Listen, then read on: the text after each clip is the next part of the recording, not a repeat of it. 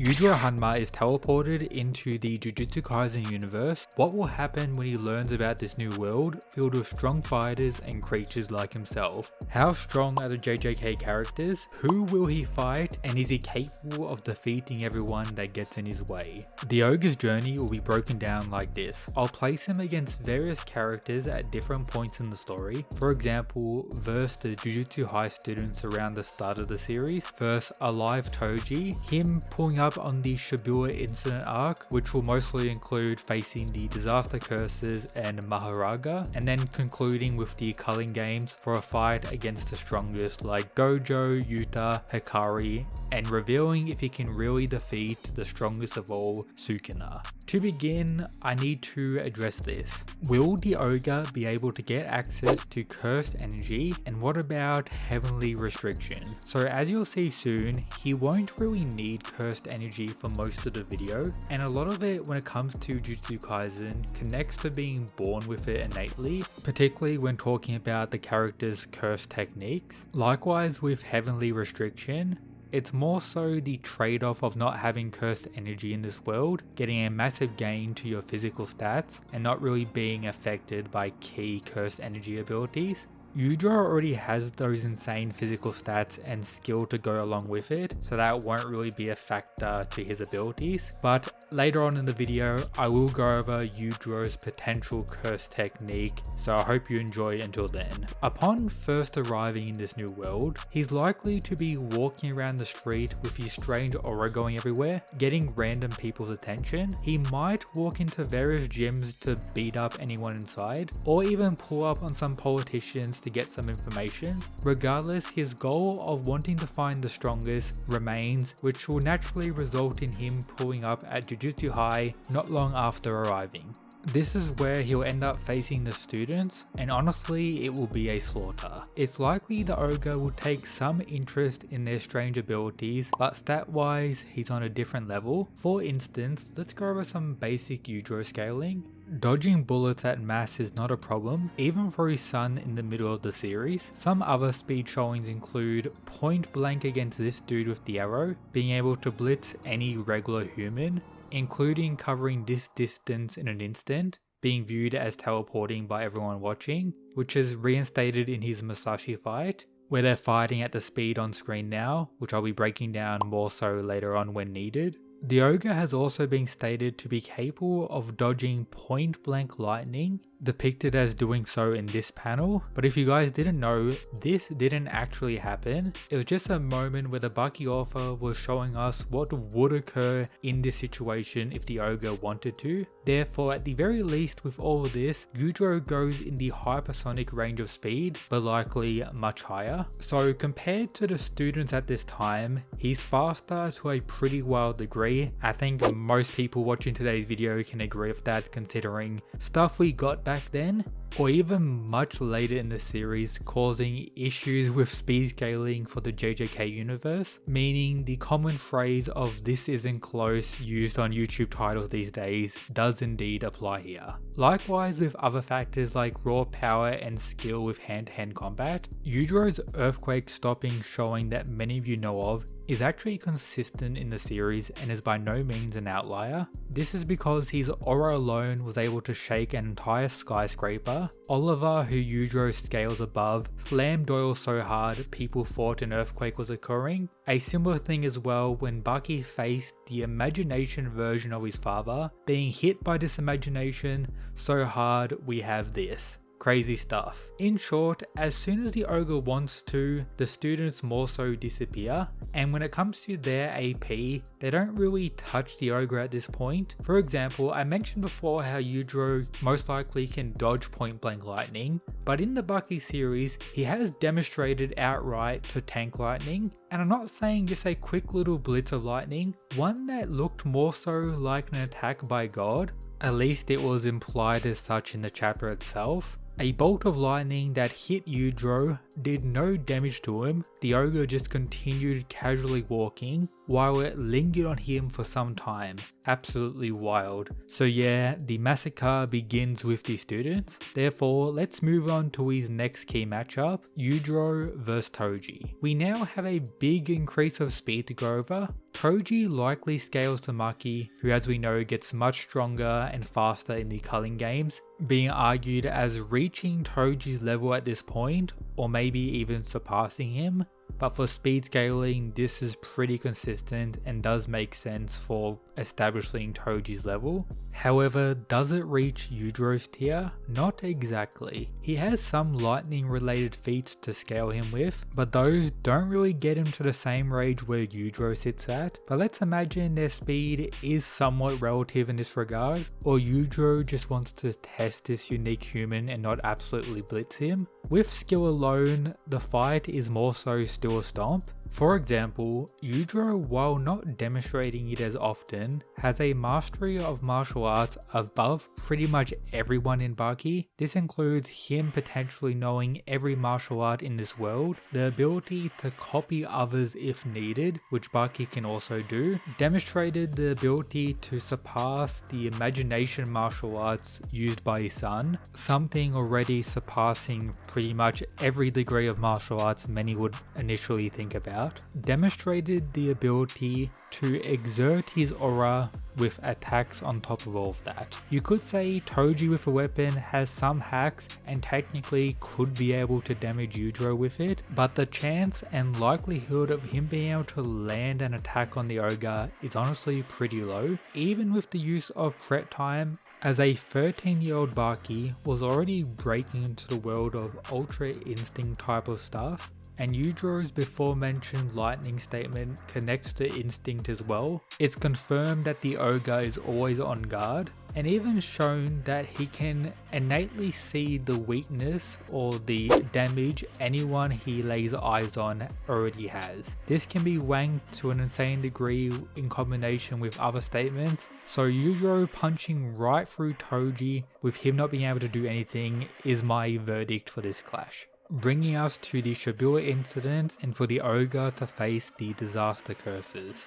I would imagine he's similar to Toji in the sense that curses aren't really a major problem for him, and low-key he may be able to fear hacks a lot of the lower level ones, but to bring back the top level curses to face now. Speed wise, Toji is viewed as faster than them by most people, especially with the prior established scaling. But when it comes to their attack potency arguments and some hacks as well, we do have a bit of a jump. A lot of this relates to their domain expansions and what they may be able to create within them. Some argue this to a pretty insane degree, while others not so much. The town level range as a minimum is where I guess I could say they range. Yujiro probably also belongs here, but both have ways to go much higher. When it comes to a fight between Yujiro and one of these guys, him lacking cursed energy may be a bonus. His speed advantage and skill in combat does mean he has the ability to take them out. The ogre also has a way to stay safe. In Baki, there's an ability that's described as brain reading, or intercepting the brain signals of your opponent, allowing top tiers like Baki and Masashi to more so know what the opponent is going to do. The ability is pretty vague, but like many things in Baki, could be wanked to give Yujiro an insane ability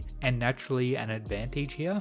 But with all this said, the disaster curses, particularly Mahito, with his hacks, have options and a pathway to end Yujiro without an insane amount of trouble under the right circumstances. But considering what I believe the most likely outcome is, with the scaling of speed for Yujiro compared to them, he probably does win regardless of all this.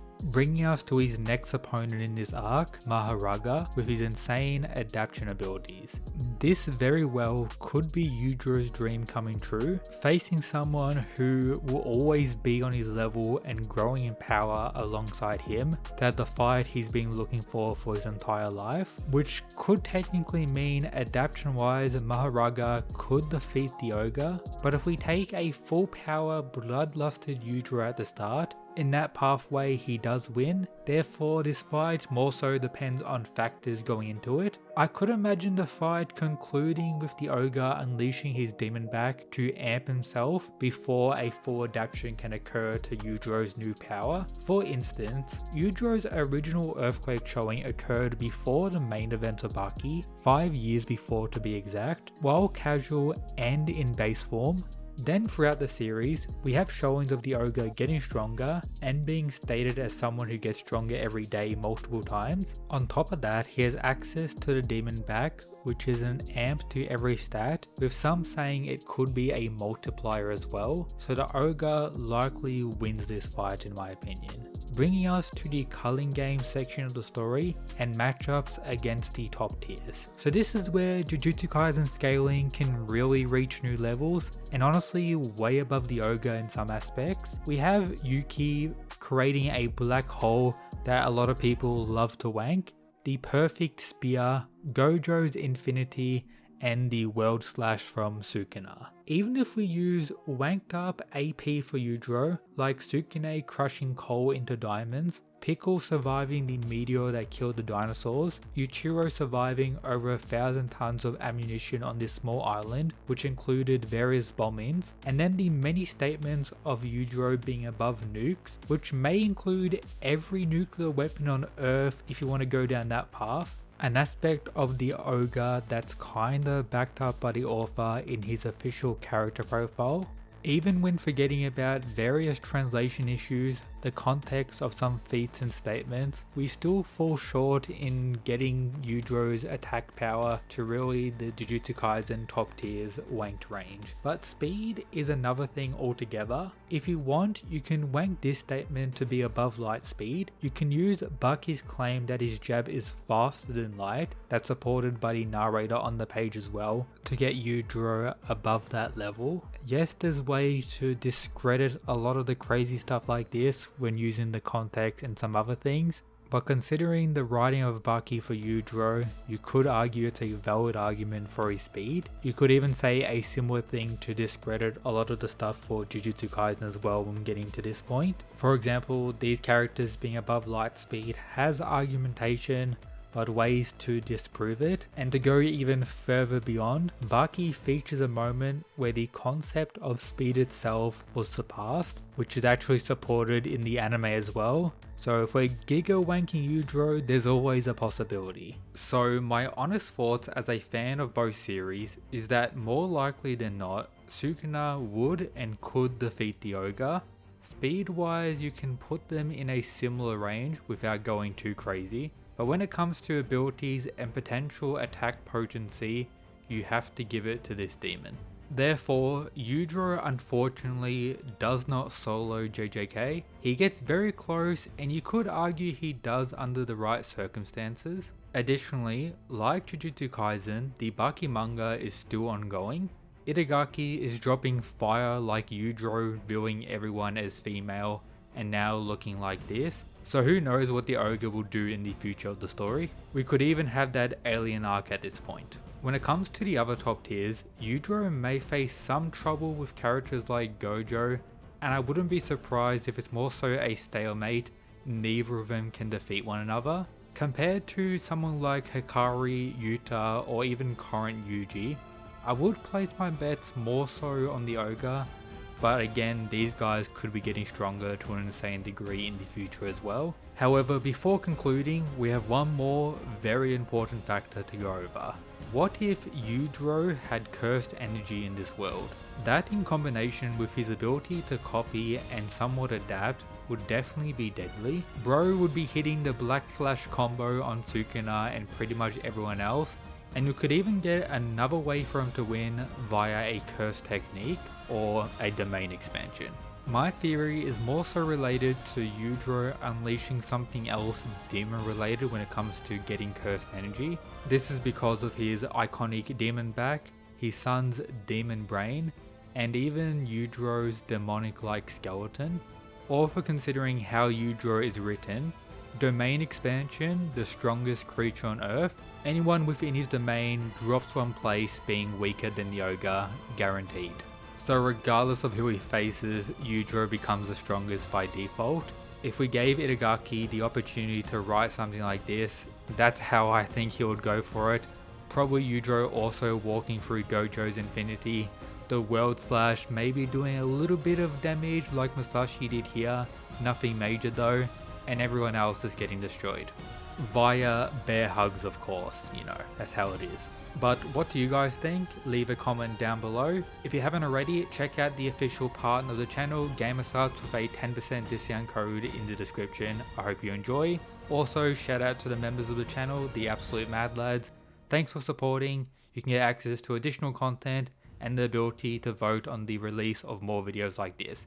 But that's it guys, peace.